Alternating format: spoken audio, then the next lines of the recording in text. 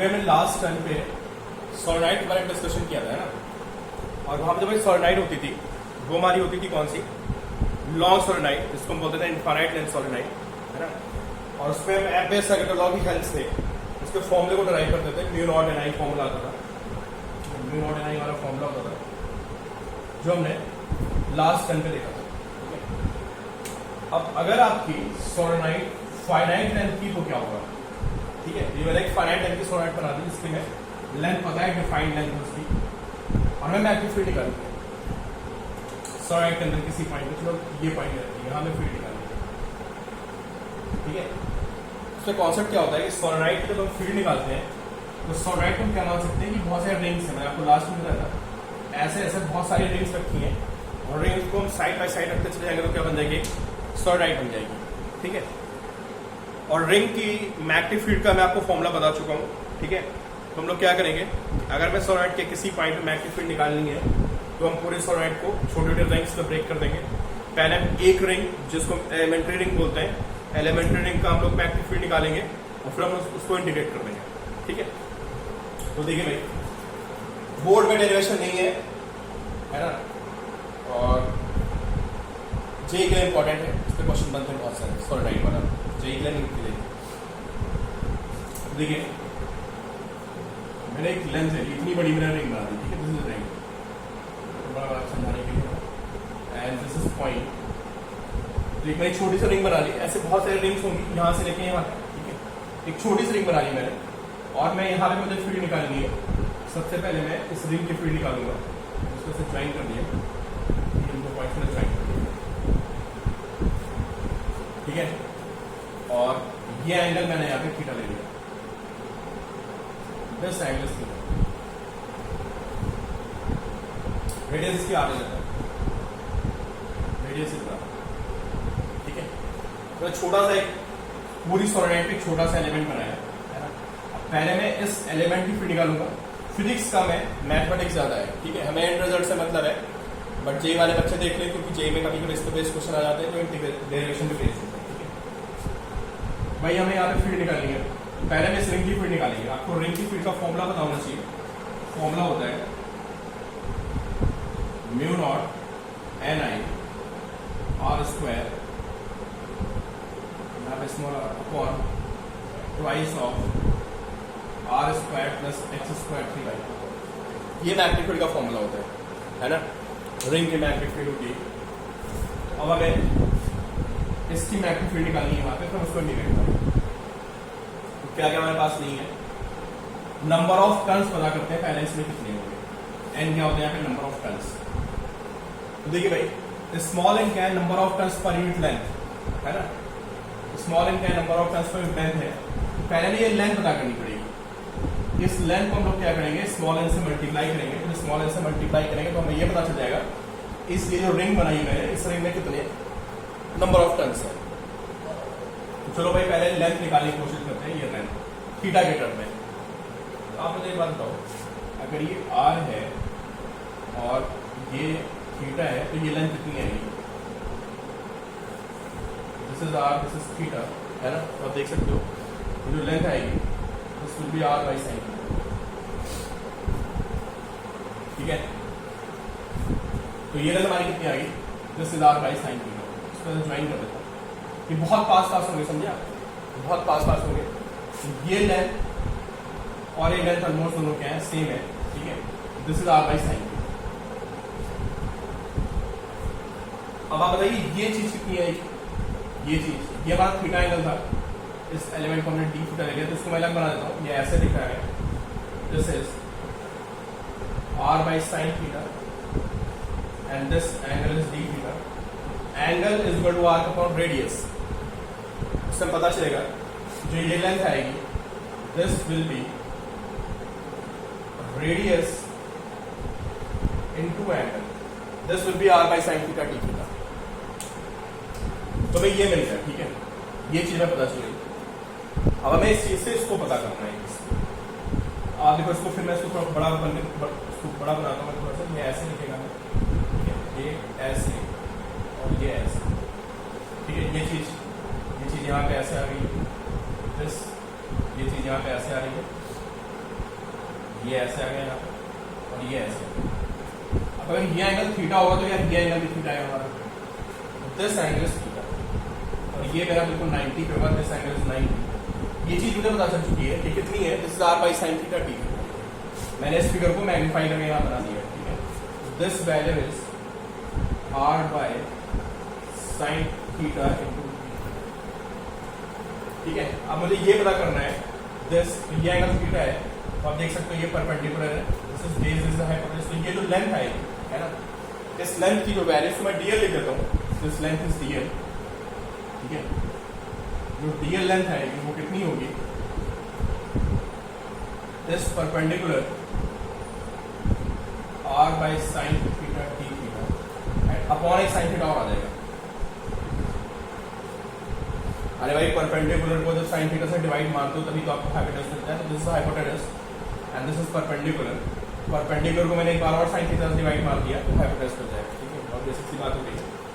मुझे लेंथ मिल गई, dl is r d theta by sine square, यही मेन काम था, इसके बाद तो डेरिवेशन खत्म हो जाती है ना। मुझे लेंथ मिल जाए किसके टर्म में, इन टर्म्स ऑफ एंगल, ठीक है। अब बताइए इसमें टर्न्स कितने होंगे, स्मॉल एन क्या है, number of turns per into length है ना, तो number of turns in element, जो हमारी एलिमेंट्री रिंग है उसमें नंबर ऑफ टर्न्स कितने आएंगे, इस लेंथ को मैं r d theta upon sine square theta को मैं मल्टीप्लाई करूंगा किससे, दिस लेंथ को number of turns per unit length, इसको मैं n से मल्टीप्लाई करूंगा, तो भाई मेरा काम हो गया। अब मुझे एक चीज पता चल गई, क्या मुझे रिंग के फॉर्मूले में जो नंबर ऑफ टर्न्स होते हैं वो मिल गए, और बाकी सब मुझे पता ही है। अब आप लोग फॉर्मूला अप्लाई करते हैं, इस फॉर्मूले में वैल्यूज पुट करते हैं, ठीक है। dv लिखेंगे क्योंकि स्मॉल एलिमेंट की फील्ड है, म्यू नॉट n के प्लेस पे कितना आ गया,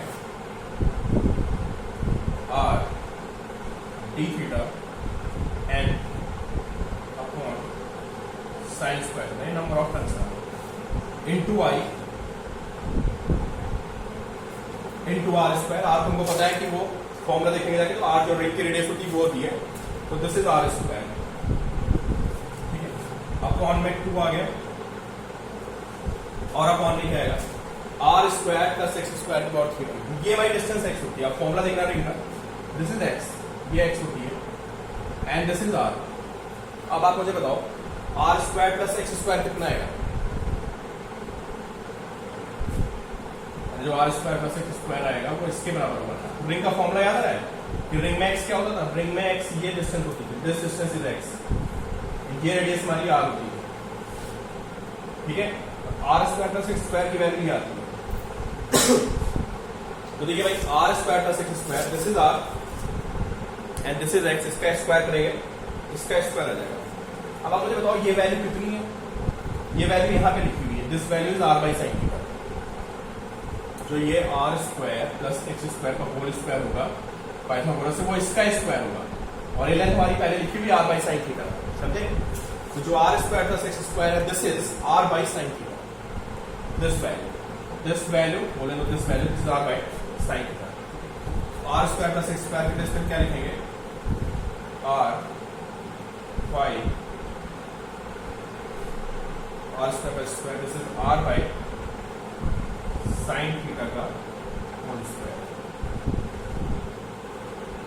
समझ लो भाई, ये r स्क्वायर प्लस स्क्वायर की वैल्यू, ठीक है।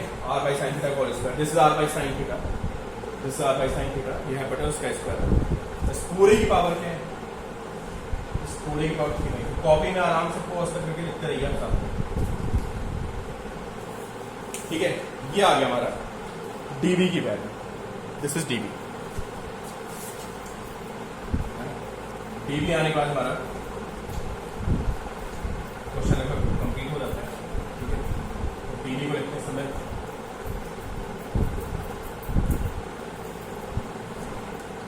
कितना पूरा सिंप्लीफाई करता है, देखिए सिंप्लीफाई करने में क्या आएगा, dv is equal to mu naught, ठीक है, n i बाई, ठीक है। ये r क्यूब आएगा ऊपर, r R into R square R Q, ठीक है, और डी थीटा आएगा ऊपर, ठीक है, ऊपर की वैल्यू मैंने लिख दी। ये जो है ये नीचे भी कितना आएगा, जैसे साइन स्क्वायर थीटा इंटू ये हमारा आर स्क्वायर का whole cube, this is R cube, इस साइन स्क्वायर थीटा का 3/2, समझे, स्क्वायर की पावर 3/2 लगाओगे आप, टू बी एक्स क्यूब, ठीक है। तो ये हमारा आर क्यूब आ चुका है, साइन क्यूब थीटा आएगा ऊपर चला जाएगा, दिस इज साइन क्यूब, ठीक है। साइन स्क्वायर थीटा का होल क्यूब करेंगे तो साइन क्यूब थीटा आ जाएगा, ये ऊपर चला गया। आर स्क्वायर का होल क्यूब करेंगे तो आर क्यूब के नीचे रहेगा, ठीक है। सिंप्लीफाई करते हैं तो डीवी की वैल्यू आएगी, देखिए आप, mu naught ni/2 and this is sine theta, ठीक है। अब देखिए भाई, ये हमारी हो गई सोलेनॉइड। अब समझ गया आप लिमिट किसकी लगेगी, थीटा की। तो देखते हैं पॉइंट यहां पे था, this is point,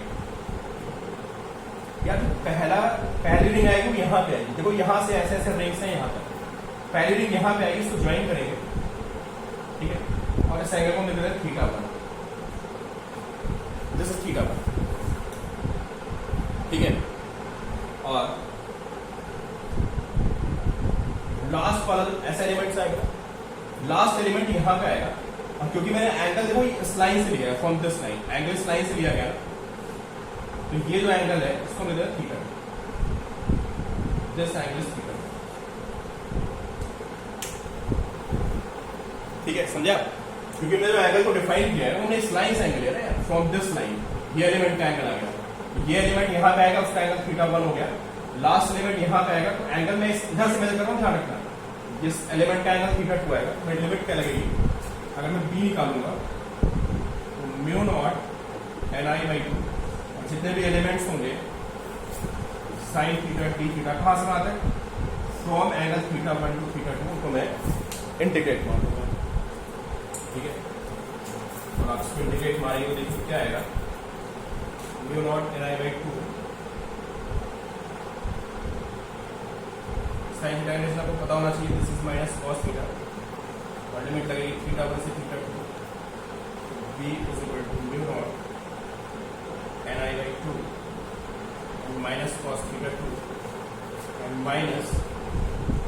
minus cos θ1, ठीक है। ये आएगा, इसको ऊपर लिखते हैं, फाइनल हमारा फॉर्मूला आ गया, फॉर्मूला क्या आएगा, ये होगा mu naught ni/2, this is mu naught ni/2 and cos θ1 minus cos, ये हमारा मैग्नीट्यूड का फॉर्मूला आ गया, इसकी वजह से ऑफ फाइनाइट लेंथ सोलेनॉइड, ठीक है। अब देखते हैं भाई, इसमें दो बातें और निकल के आती हैं।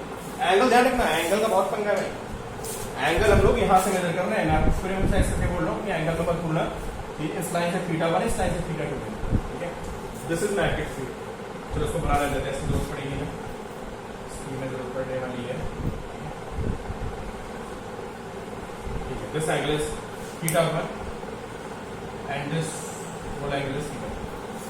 अभी बात करूंगा, अगर इस सोलेनॉइड इनफाइनाइट लेंथ की हो जाए तो आप वीडियो पॉज करके सोचिए θ1 θ2 की वैल्यू कितनी होगी, if solenoid is of infinite length, ऐसे आपने बहुत बार कॉन्सेप्ट सीखे, आपको समझ आ गया होगा कि क्या वैल्यू है ना, व्हाट इज θ1, ये अगर बिल्कुल इनफाइनाइट चला जाएगा यहाँ पे कहीं बहुत दूर, इस पॉइंट को खींच के बहुत दूर करते हैं, ये एंगल धीरे धीरे कम होने लगेगा, समझा। अगर पॉइंट यहाँ बना होगा तो ये लाइन ऐसे आएगी, फिर मैं ऐसे ऐसे θ1 0 रख देगा,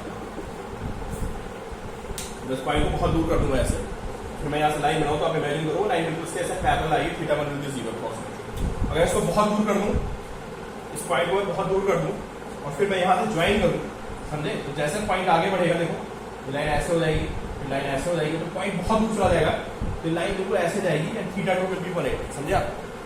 इमेजिन करो आप, ये पॉइंट बहुत दूर है, फिर लाइन बनाने की कोशिश करो, आप लाइन बनाओगे तो लाइन बिल्कुल पैरेलल टू बिल्कुल इस एक्सिस के पैरेलल जाएगी, θ2 बिल्कुल बनेगा, ठीक है।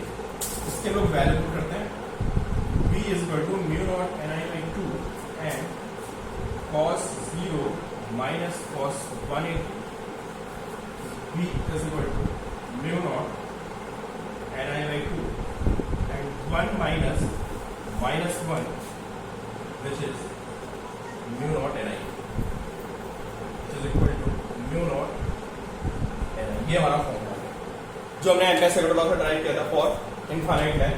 This is mu naught Ni है ना. ये हमारा फॉर्मूला आ गया. अगर ये क्या है, अगर ये हमारी इनफाइनाइट लेंथ की सोलेनोइड है, ठीक है, भाई सेम फॉर्मूला आना भी चाहिए. और अगर ये point at the end point of long solenoid, at end point of long solenoid, बहुत बड़ी solenoid है, उसका end point. तो सोचो अगर इस पॉइंट को मैं यहां कर दूं और उधर इनफाइनाइट तक, क्या होगा? अगर इस पॉइंट को यहां लाऊंगा तो थीटा 1 ऐसे बनेगा, फिर मैं यहां लाऊंगा थीटा 1 ये बनेगा, फिर यहां लाऊंगा तो थीटा 1 ये बनेगा, और बिल्कुल यहां भी लाऊंगा तो theta 1 will be 90. In this case theta 1 is 90 और थीटा 2 तो आपको पता है बहुत दूर है, इनफाइनाइट है ना. इस पॉइंट को आप बहुत दूर कहीं पॉइंट ले जाओगे ऐसे, तो theta 2 will be 180. Theta 2 is 180. Value करेंगे mu naught Ni by 2 and cos 90 minus cos 180. cos 180 is -1. Field आ गई mu naught Ni by 2. cos 180 -1 होता है. cos 180 is -1, minus minus plus हो जाएगा. cos 90 is 0. लिख देता हूँ मैं 0 minus -1 and this is mu naught Ni by. This is max at the corner point. ठीक है. तो हमें क्या पता चला? हमें पता चला कि जो magnetic field at the end point होती है वो magnetic field at the centre by 2 होती है in case of long solenoid. Even point can be outside, point बाहर भी हो सकता है. तब आप सोचना क्या आंसर आएगा.